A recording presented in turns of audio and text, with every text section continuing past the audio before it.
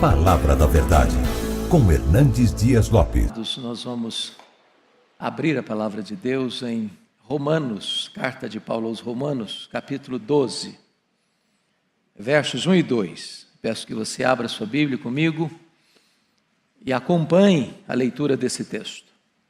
Após o que, mantenha sua Bíblia aberta para nós considerarmos juntos esta passagem. Romanos 12, 1 e 2. O apóstolo Paulo escreve assim: Rogo-vos, pois, irmãos, pelas misericórdias de Deus, que apresenteis o vosso corpo por sacrifício vivo, santo e agradável a Deus, que é o vosso culto racional. E não vos conformeis com este século, mas transformai-vos pela renovação da vossa mente, para que experimenteis qual seja a boa, agradável e perfeita vontade de Deus. Amém. Eu gostaria de pensar com vocês como eu posso saber a vontade de Deus para a minha vida. Queria considerar isso à luz desse texto com vocês nesta manhã. É sabido de todos vocês que esta carta, chamada Carta aos Romanos, é o maior tratado teológico do Novo Testamento. É a grande expressão da fé evangélica, inspirada pelo Espírito Santo, que você tem nas Escrituras. Esta é a carta mais robusta que o apóstolo Paulo escreveu. Esta carta tem sido um farol na história, nos tempos de escuridão, a nortear a igreja, a dar direção ao povo de Deus, nos tempos de turbulência. E Paulo escreve esta carta e trata da doutrina da redenção. Ele menciona no capítulo 1 o conteúdo do Evangelho, o que significa o Evangelho. Ele menciona nos capítulos ainda 1 e 2 a necessidade do Evangelho, porque os homens estão perdidos, os homens estão debaixo da ira de Deus. Não importa se judeus, não importa se gentios, não importa se moralistas, todos pecaram e destituídos estão da glória de Deus. Mas Paulo abre no capítulo 3 os portais da graça e revela para nós como Deus, num plano eterno, perfeito e eficaz, planejou e executou e há de consumar a nossa redenção. Ele retrata a verdade da justificação pela fé no capítulo 3, ele exemplifica essa doutrina no capítulo 4, ele mostra os frutos dessa doutrina no capítulo 5, ele evidencia no capítulo 6 como a justificação desemboca na santificação. No capítulo 7 ele retrata o conflito que você tem mês depois da sua conversão. E no capítulo 8 ele mostra a grande obra do Espírito Santo, nos dando segurança da salvação. Nos capítulos 9 ele mostra o passado de Israel, a sua escolha soberana, escolha divina. No capítulo 10 ele mostra o presente doloroso. No capítulo 11 o futuro glorioso. E agora, no capítulo 12, ele começa uma nova etapa dessa carta, como ele fazia nas suas epístolas. Primeiro ele dava a doutrina, depois ele aplicava a doutrina. Primeiro ele dava o credo, depois ele mostrava a conduta. Primeiro ele mostrava a teologia, agora ele mostra como isso desemboca na vida. E eu chamo a atenção dos irmãos para o fato de que Paulo está agora aplicando a doutrina. E o capítulo 12, a partir do capítulo 12, Paulo vai mostrar algo sublime. Que quando você tem um encontro com Deus, a evidência que você foi salvo, a prova de que você é uma nova criatura, a evidência cristalina de que você foi justificado pela fé, é que isso tem implicações reais, profundas nos seus relacionamentos. Se vocês notaram, no capítulo 12, verso 2, primeiro relacionamento é que isso muda o seu relacionamento com Deus. Depois, no capítulo 12, versículos 3 até o 8, isso muda o seu relacionamento com você mesmo. Sua vida intrapessoal é transformada. Sua autoimagem é resolvida. Depois, em terceiro lugar, no capítulo 12, versos 9 até o verso 16, ele mostra como isso muda seu relacionamento com os seus irmãos, como você precisa amar, tratar, conviver. Mas em quarto lugar, seu relacionamento com os seus inimigos, a partir do capítulo 12, verso 17 até o verso 21. Como é que você lida com isso? No capítulo 13, ele mostra como a salvação muda seu relacionamento com as autoridades constituídas, com os governantes. Mas no capítulo 14, 15 e 16, finalmente ele diz como a sua salvação implica e impacta o seu relacionamento com pessoas que pensam diferente de você, mas que pertencem à mesma igreja de Deus, em coisas secundárias. O que ele chama de crentes fracos e crentes fortes. Hoje, especificamente, eu quero tratar com você, desses dois versículos, a diferença da nossa relação, a mudança da nossa relação com Deus. E como é que Paulo começa? Ele diz: rogo-vos, pois, irmãos. Chama atenção que essa palavra rogar é a palavra mais forte que tem para solicitar, mas ela implica também um rogo de autoridade. Ele está ao mesmo tempo suplicando e ao mesmo tempo dando uma ordem. Notem a preposição pois, rogo-vos pois. Esse pois aí é o liame, é o vínculo, é a ponte, é a conexão entre o que ele escreveu até no capítulo 11, que é a doutrina, que é o ensino, que é o conteúdo doutrinário, que é o conteúdo teológico, aquilo que Deus fez por você, para conectar agora com o que você vai fazer para Deus.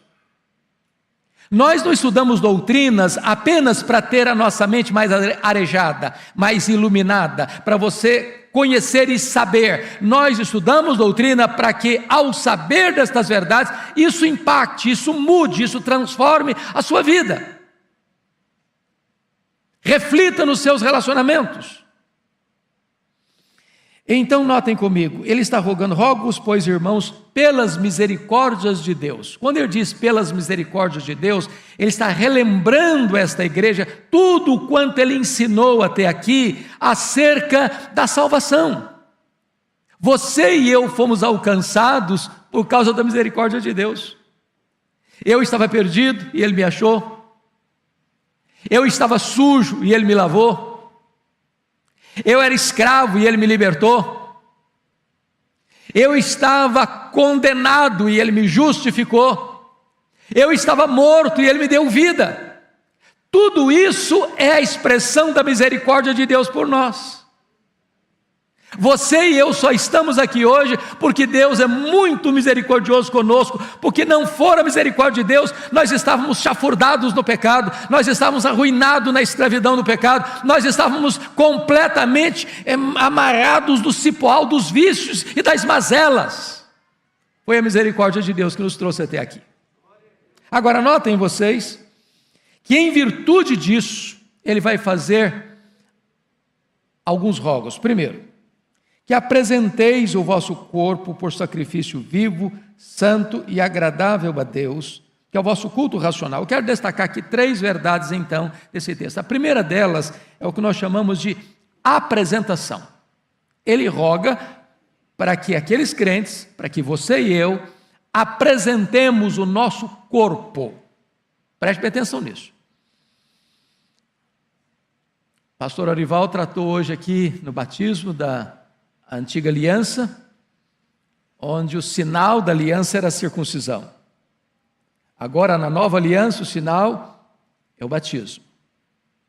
Lá na antiga aliança, o sacerdote, representando o povo, levava ao altar um cordeiro, que era imolado e oferecido. Agora, na nova aliança, não tem mais cordeiros, porque o Cordeiro de Deus, perfeito e imaculado, foi imolado, foi sacrificado, se ofereceu de uma vez para sempre. varrendo, portanto, do altar os animais mortos. E agora é você quem oferece o seu corpo no altar de Deus como sacrifício.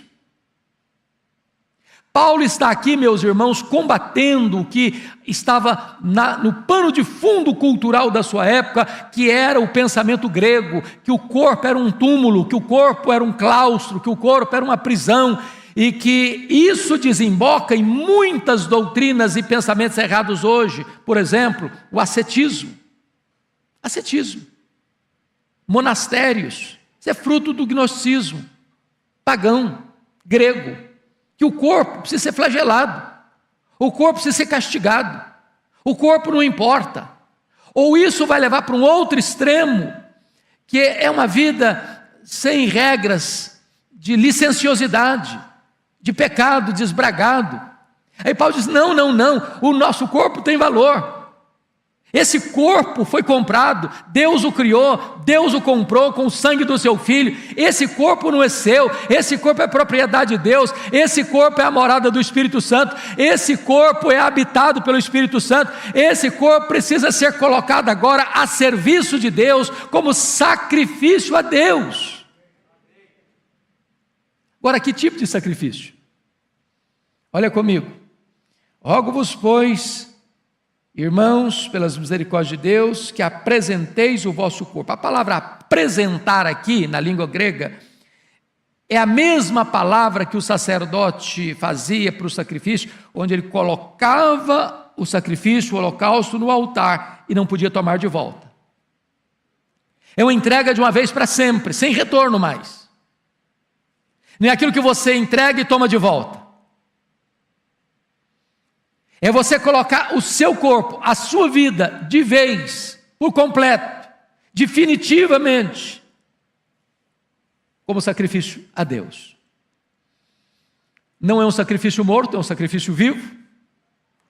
Não é um cordeiro que vai se esperneando contra a sua vontade, mas é voluntário.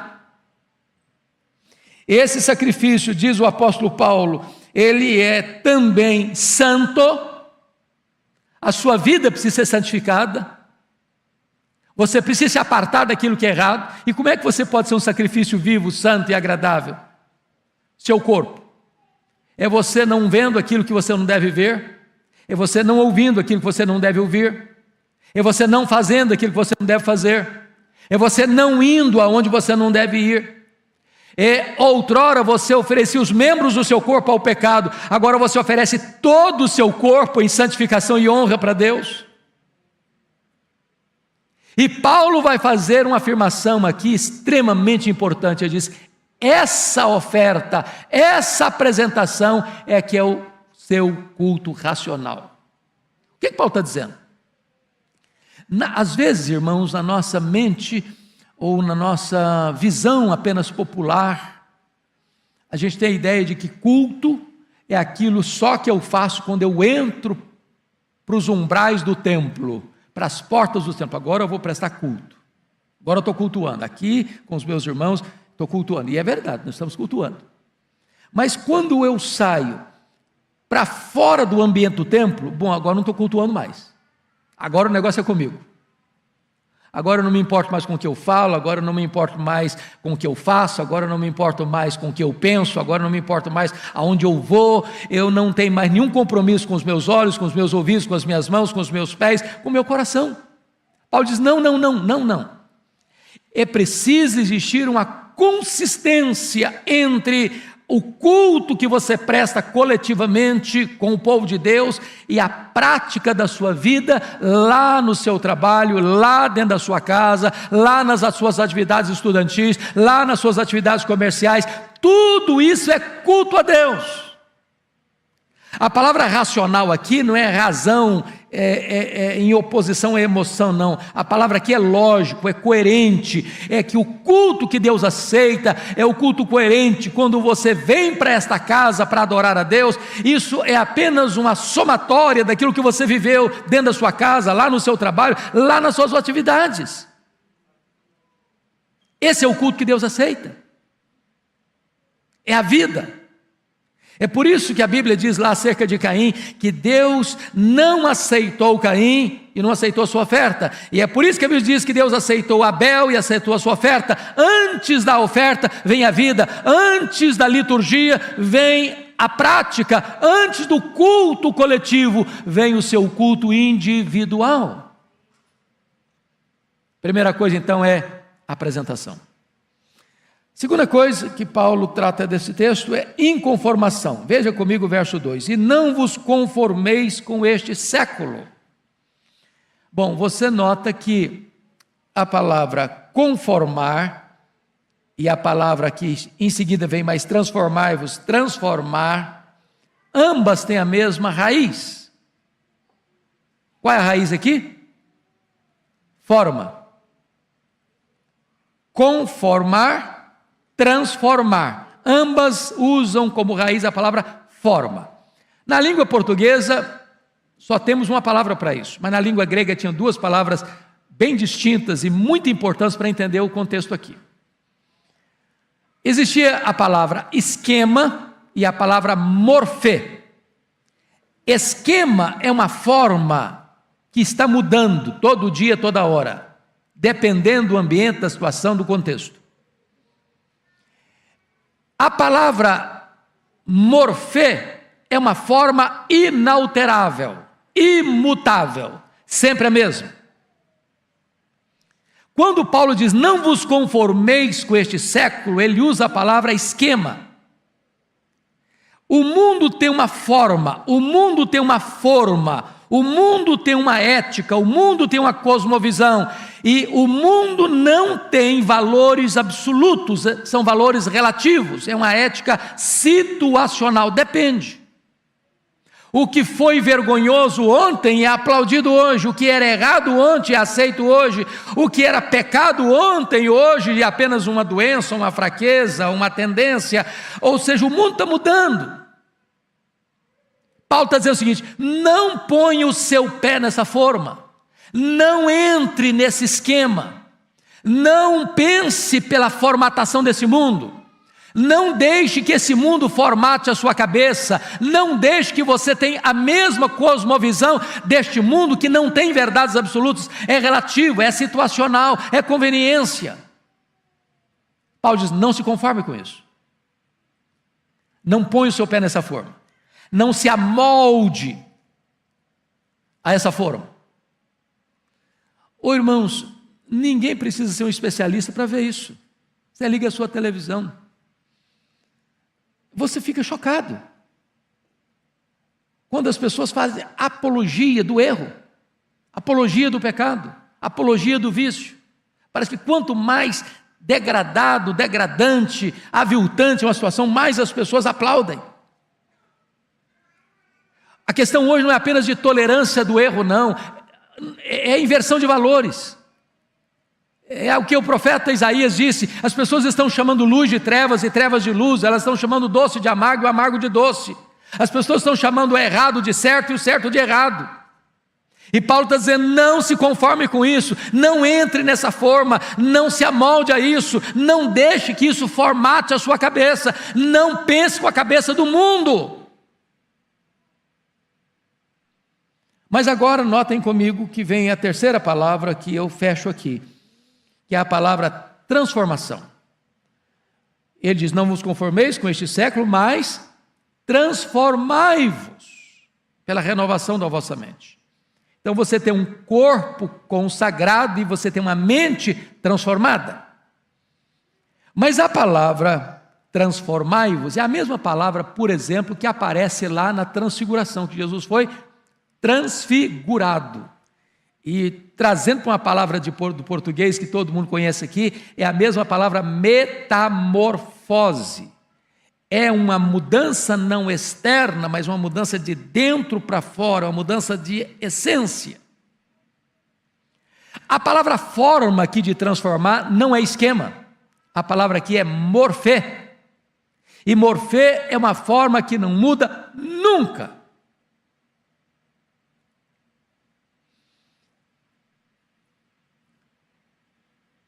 O que foi certo ontem é certo hoje. O que foi errado ontem é errado hoje. São os princípios de Deus. É a palavra de Deus. A palavra de Deus não muda. A palavra de Deus não se adequa. A palavra de Deus não se curva à cultura. Não é porque a Suprema Corte, ou não é porque o Parlamento, não é porque a ONU, não é porque os organismos internacionais, não é porque o filósofo tal, o pensador tal, o teólogo tal, disse isso, disse aquilo, que agora é verdade. Não, é a palavra de Deus, ela é a verdade, ela é infalível, ela é inerrante, ela é suficiente, ela não pode jamais falhar, nenhum tio, nenhum Y da palavra de Deus vai passar, ela vai... Passa o céu, passa a terra, ela vai continuar a palavra de Deus, ela é a verdade de Deus. Então Paulo diz, olha para este modelo que nunca muda, este modelo que é imutável, este modelo que é absolutamente certo, olha nele, mira nele, põe a sua mente nele, e diz a Bíblia então que a sua mente vai sendo o quê? Transformada, a sua mente vai sendo renovada. Louvado seja Deus, irmãos. É o processo da santificação. Mas eu disse para vocês que o meu tema nesta manhã é como entender a vontade de Deus para a minha vida. Talvez uma das perguntas que o pastor Ival mais escuta no gabinete pastoral, eu na minha lida pastoral, ou vocês nas suas conversas interpessoais, como é que eu posso saber qual é a vontade de Deus para a minha vida? Isso não é uma coisa mística. Isso não é aqui um anjo que desce, olha, a vontade de Deus para a sua vida é isso, a vontade de Deus para a sua vida é aquilo. Conhecer a vontade de Deus, irmãos, é consequência de um estilo de vida. Quando você tem seu corpo consagrado e sua mente transformada, quando você se apresenta, quando você se inconforme, quando você é transformado, então naturalmente parece que Deus tira a venda dos olhos, parece que Deus tira o nevoeiro denso, a névoa escura, e revela, olha meu filho, a minha vontade para você é esta.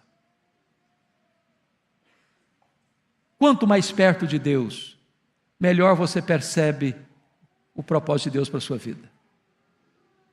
Quanto mais longe de Deus, mais confusa a sua mente fica, para saber qual o propósito de Deus para você, qual a vontade específica de Deus para você.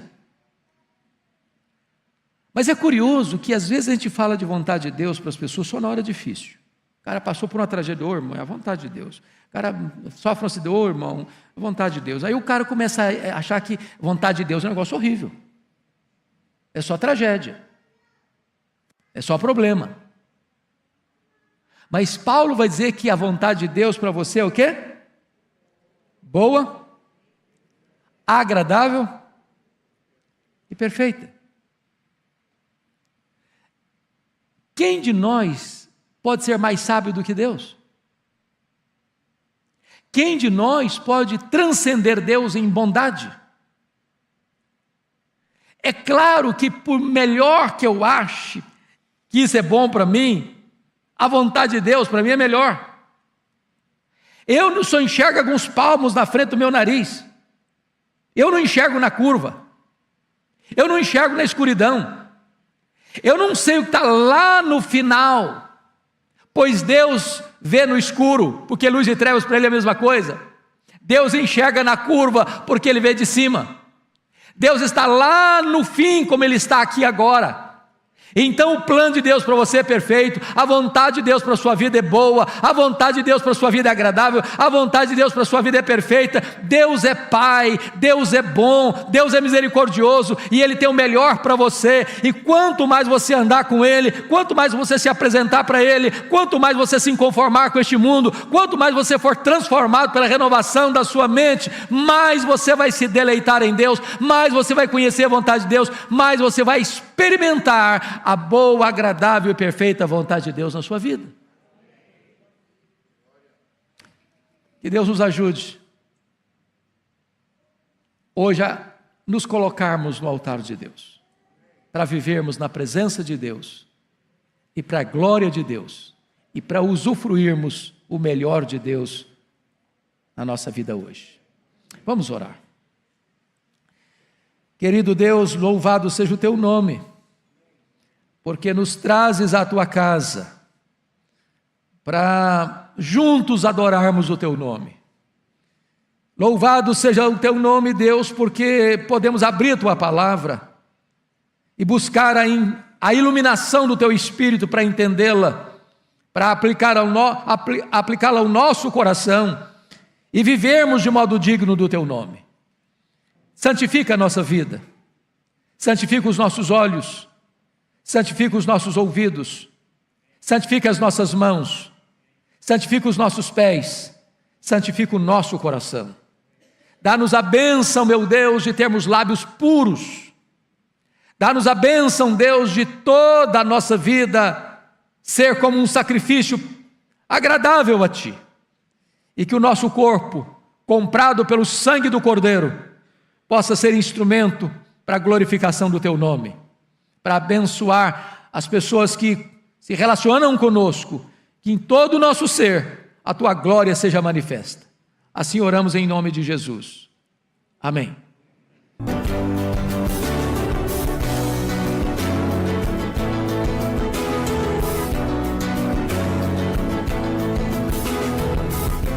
Palavra da Verdade, com Hernandes Dias Lopes.